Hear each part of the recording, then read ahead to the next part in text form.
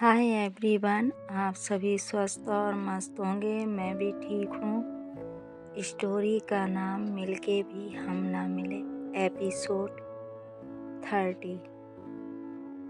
अब तक आपने सुना था कि अवनीश बहुत गुस्से में होता है क्योंकि सिया और प्रांजल उसे वहाँ नहीं मिलती। वो वहाँ से वापस चला जाता है। इधर प्रांजल सिया की खामोशी से बहुत बेचैन होती है। प्रांजल फिर से ट्राई करती है, कहती है, सिया कुछ तो कहो, तुम्हारी खामोशियाँ मुझे बेचैन कर रही हैं। सिया फिर से कुछ नहीं कहती और प्रांजल की गोद से उठने की कोशिश करती है, लेकिन उठ नहीं पाती।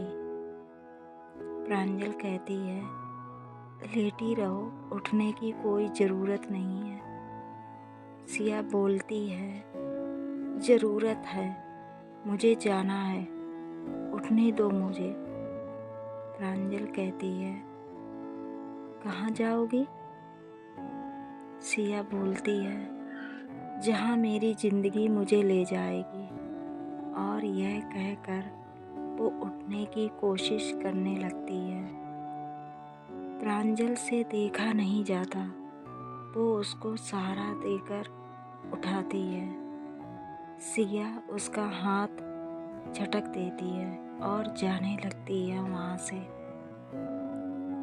प्रांजल उसका हाथ पकड़ लेती है। सिया बोलती है, मैंने कहा छोड़ो मेरा हाथ। प्रांजल कहती है, नहीं, एक बार तुमको अकेला छोड़कर देख चुकी हूँ, अब और नहीं। तुम कहीं नहीं जाओगी, मेरे साथ ही रहोगी। सिया बोलती है, क्यों? जब उस टाइम मुझे मरने के लिए अकेला छोड़ गई थी, तो अब ये दिखावा क्यों? प्रांजल कहती है, उस समय मैं अपने आपे में नहीं थी, नहीं समझ आया मैं क्या कर रही हूँ। तुमने इतना दिमाग ही खराब कर दिया था मेरा। सिया प्रांजल का कॉलर पकड़ लेती है और गुस्से में बोलती है, मैंने क्या दिमाग खराब किया था? मैंने तो सच कहा था ना कि मैं आपसे प्यार करती हूँ। अब जब आपको भरोसा ही नहीं था अपने प्यार पर, तो फिर क्या किया जा सकता है? आप सिर्फ प्यार का ढोंग करती हो। अगर आपको मेरे प्यार पर यकीन होता तो शायद आप मुझे छोड़कर नहीं जाती। प्रांजल सिया को कमर से खींचकर अपने पास कर लेती है और कहती है, उस समय मैं कुछ सोचने की हालत में नहीं थी सिया।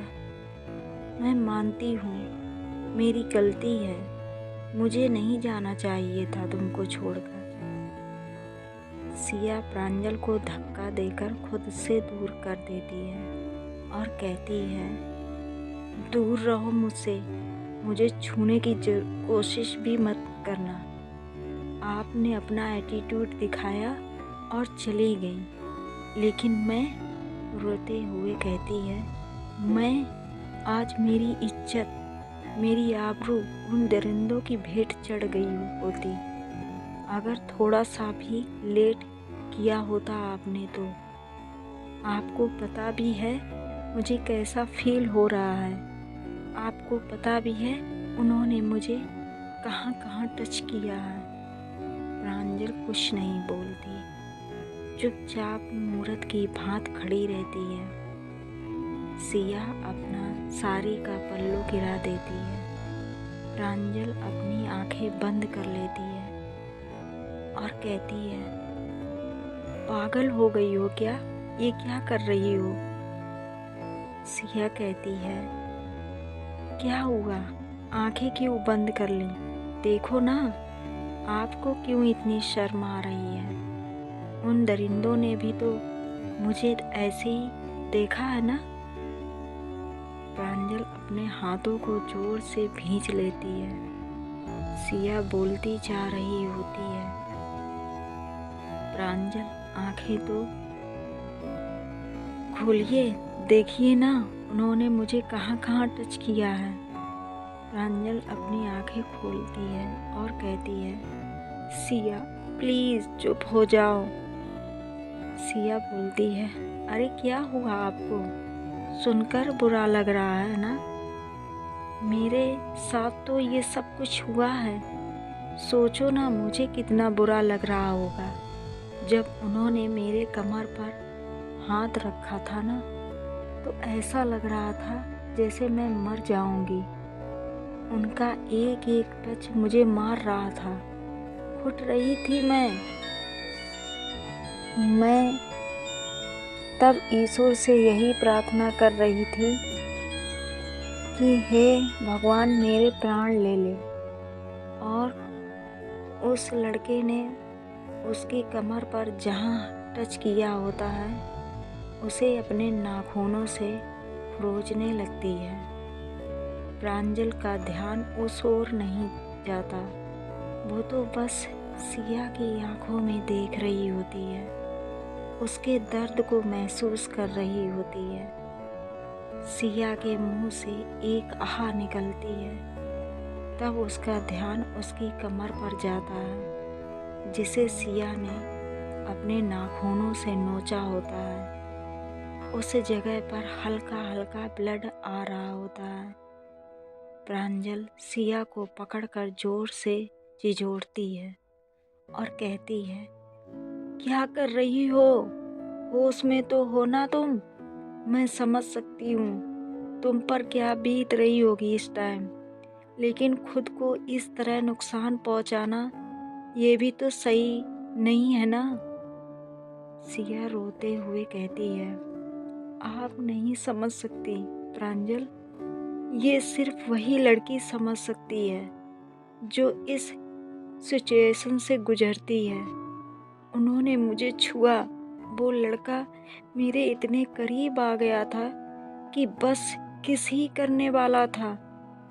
मैं अपने शरीर का हर उस हिस्से से उसके एहसास को मिटा दूंगी जहाँ जहाँ उसने मुझे टच किया है।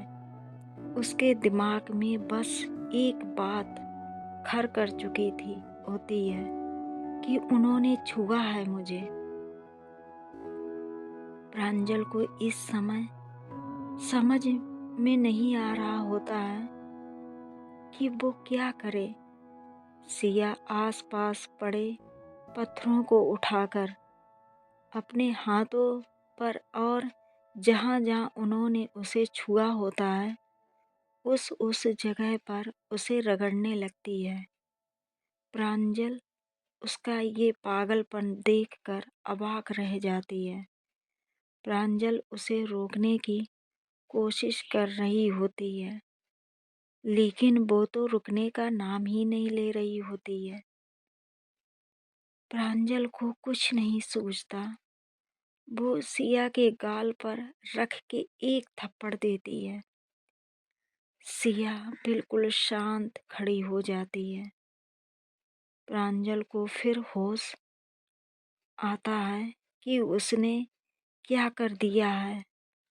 वो कहती है, आई एम सॉरी, मैं मारना नहीं चाहती थी, लेकिन तुम्हारा पागलपन देखकर मुझे कुछ सूझा ही नहीं। प्रांजल सिया को अपने सीने से लगा लेती है।